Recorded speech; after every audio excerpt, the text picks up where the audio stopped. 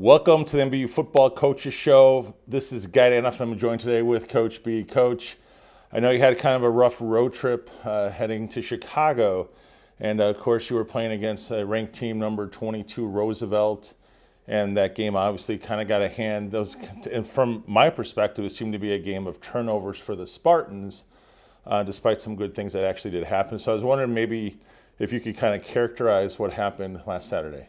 Yeah, I mean, I think you hit the nail on the head. Just too many missed opportunities. Offensively, we just didn't make enough plays. When you go back and look, you said, you hit with the turnovers. We had four turnovers in the first half. And, we were defensively, I thought, played really well, especially in the first half, and came out of that, despite the four turnovers, with a 14-3 deficit going into halftime. And then in the second half, just again, drop passes and some missed opportunities that we weren't able to take advantage of. And then on the defensive side of the ball, we dropped coverage a couple times, gave up a few big plays in the second half, and the score, in my opinion, not really indicative of how close that game was for the majority of the game, because even going into the fourth quarter, really, we were down 21-3, had a field goal block that would have put it into a two-score game. So it was right there till the end. It just, as that game wore on, I think it just started to slip away from us. Absolutely. Talk to us a little bit about the quarterback play, because obviously you made a change. We know that Ashton Struthers started the game. He had 3 interceptions and lost the fumble, and then you decided to bring in Cooper. Talk to us a little bit about that decision, and then what your plans are moving forward for this week. Well, I think it's just one of those situations, just like in any game, we're going to evaluate where we're at each position, and Ashton had really 4 turnovers that go against him technically in that first half. Now, he had a drop pass that went right through Josh's hands into the defender's hands, and had another one that really was not his fault either. But it was just one of those things that we felt like we needed a boost, we needed a change there, and so we gave Coop the opportunity, and he played really well.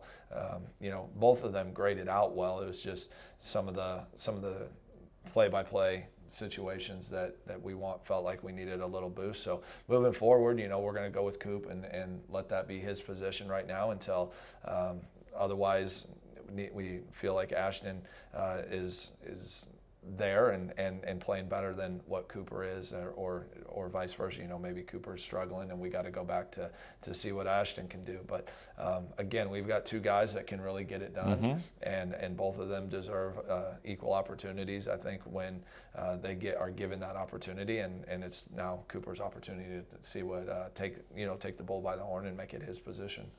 Well, the good news is you're going to be going back to Chicago this week. You're actually going to be traveling up to St. Xavier, which we've had a really interesting history. It's one of those things like you talk about, hey, let's go within the stats of the stats. Well, we've never beaten a team in 5 attempts. However, we have played them very competitively in recent years. Matter of fact, just go back to a year ago where the Spartans were on the road in that game that, and I know you'll describe that play, but we lost 17-14, but really on one play right at the end.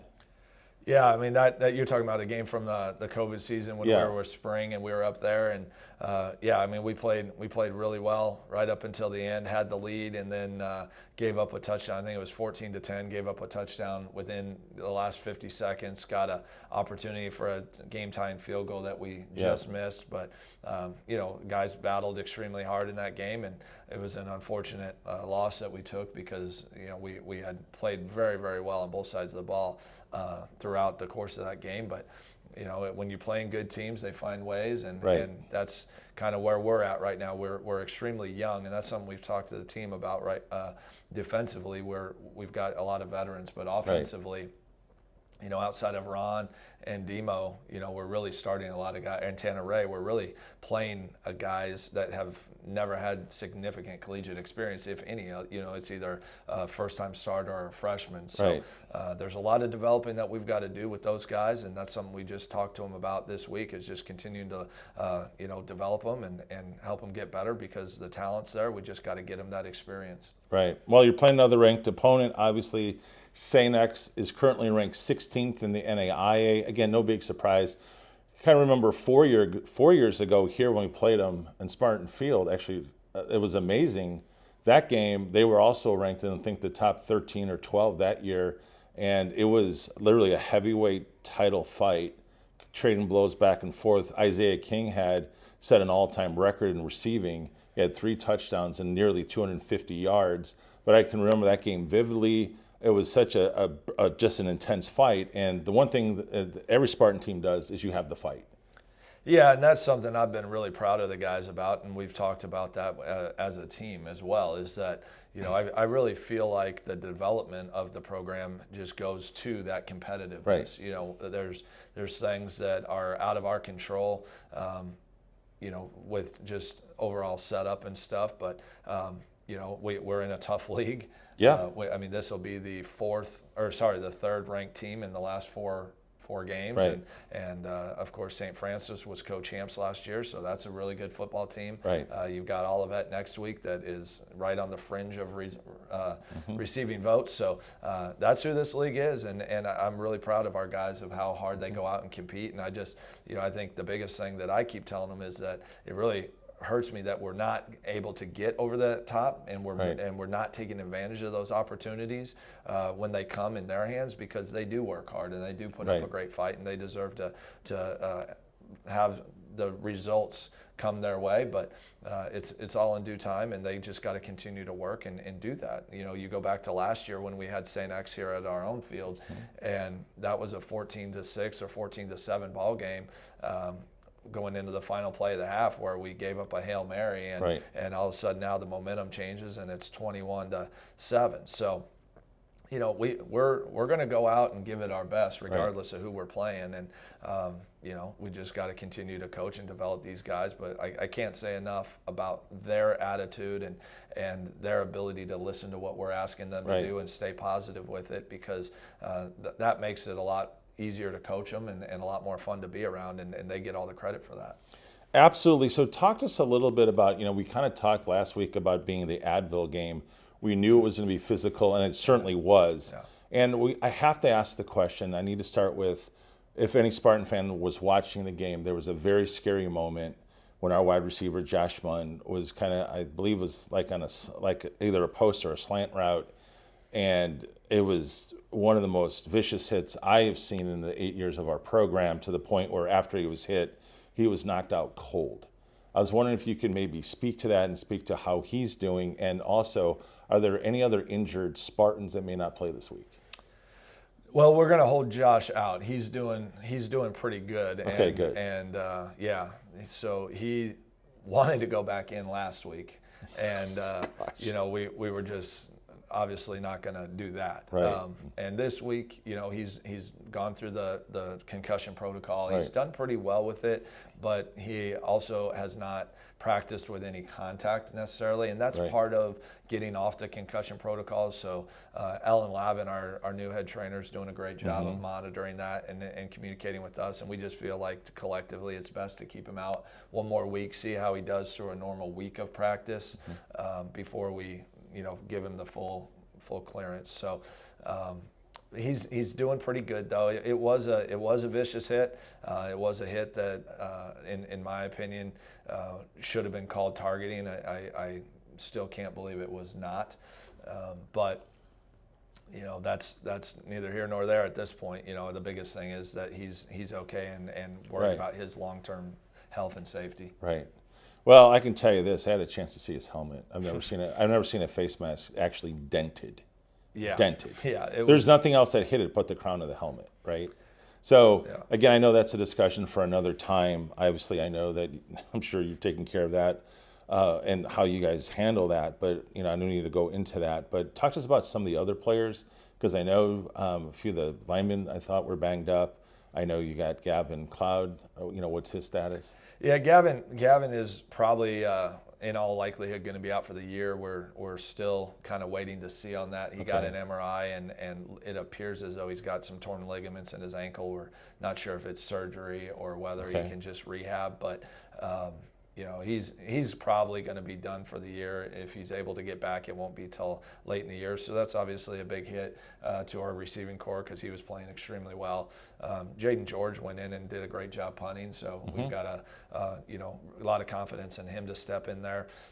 Obviously, it just changes offensively. Obviously, especially from a quarterback perspective, when you've got two of your starters out with Josh and Gavin, but. The other guys will step up and do a great job and have their opportunity to show us that they're ready to go play. And ultimately that's what they want. They've wanted this opportunity to the backups, and now they have it. And that's why in this game you've always got to stay ready. And we talk to our guys a lot about that even though if you're a 2 or a 3, you never know when your number's going to get called. And it's up to you to make sure that you're ready from a playbook standpoint and from a just a mental standpoint to be ready to step in and go.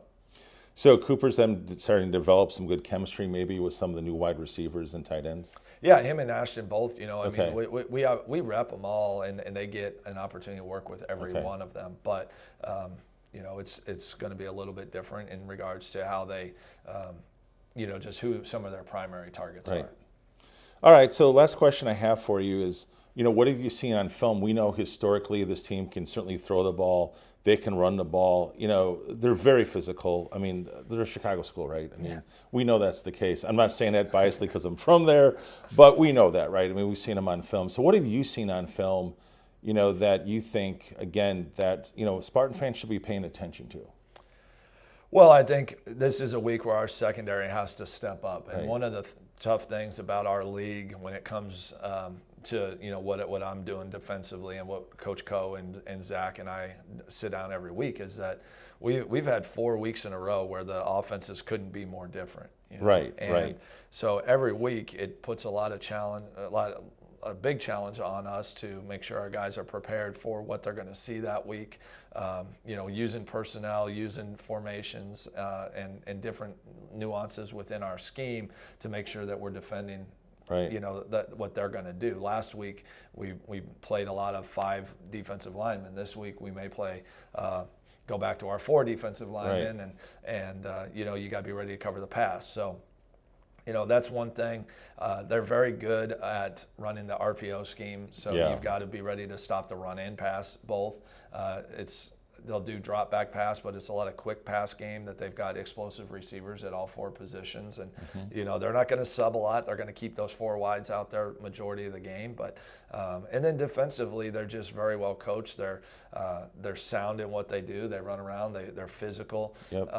And they're big. I think that's the other thing is that they've got a lot of size across the board. Their defensive line, linebackers, DBs, they're all big guys. And, that's something that we've got to talk about as a staff is, every week we go out and these teams find these massive guys that we're playing against. And there's some trade-off to that, I think, in all honesty. But at the same token, we're kind of sitting there going, when we're out on the road, we don't see these guys that are necessarily looking to play NAI ball. They're usually being scooped up for D1, FCS, D2, that kind of stuff. So, these guys, I think they're recruiting very well, especially off their history. They've got a tremendous history, and they're able to attract some of those guys, and that's ultimately where we want to get to. Well, absolutely, and that's why I brought that up again, be a very physical game because they were a very big team. And Coach, you've heard me say this before in pre-games, even here, sometimes when I go and look at some of the other linemen, when they're like my size, who I played Division I, same kind of thing, like, wow, how do they get that many, right? And that's kind of what you have this week. But the good news is, again, nothing the Spartans haven't faced already. It's just that you realize that this team does not make a whole lot of mistakes. And for us to be successful, we've got to hopefully this week win that turnover battle, which is kind of, hamstrung us, in recent weeks. Yeah, and that's something we sat down with the offense about is just kind of talking to them about the turnovers. I mean, we have 9 turnovers in the last 2 games, which is absolutely, obviously too many. Right.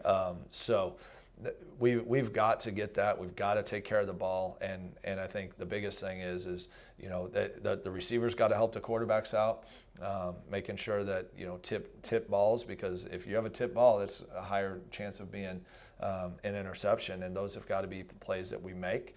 We've got to make sure that we're moving the ball, and we've got to be cleaner when we get into the red zone and short yardage. Those are all things that we keep talking to them about, but again, I think the biggest thing that they have to understand is, we're here for them, we're behind them, but that, like I told them as an offense, even though they're young, it's a new line in the sand. This is the second half of the season. There are no more freshmen. There are no more new starters. That kind of stuff. You've got to grow up. You got to grow up fast, and do your job and do it at the highest level. So. That's where we're continuing to push them for, and it's a tough road. We know that, but we always want to play St. X. We always want to play Roosevelt. We always want to play Marion, because that's the gold standard. Right. And what we've shared with them is, in our end, there's accountability, both on me, to our staff, accountability from our staff to our players, our captains, down to everybody else. Right. And we know what the standard that we've set is, and we also know that we're not achieving that. So collectively as a group, we've got to elevate that. Absolutely. So, Coach, we want to wish you all the best. What time's kickoff? Noon Central Time on Saturday. See, I knew it wasn't 1 o'clock. That's why I had to ask you. I knew it wasn't a regular time, and I didn't think it was a night game.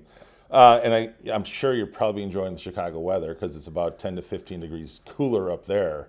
Yeah. You know what I mean? Not still hot here. It's still relatively hot here. I'll take the hot any day. So. Oh, that's weird for you to say that, considering you're from Colorado. Yeah, I've gotten soft. I enjoy the. Okay, well, at least you admit it. There you go, Spartan fans. You just said he's soft. Coming from Colorado. All right.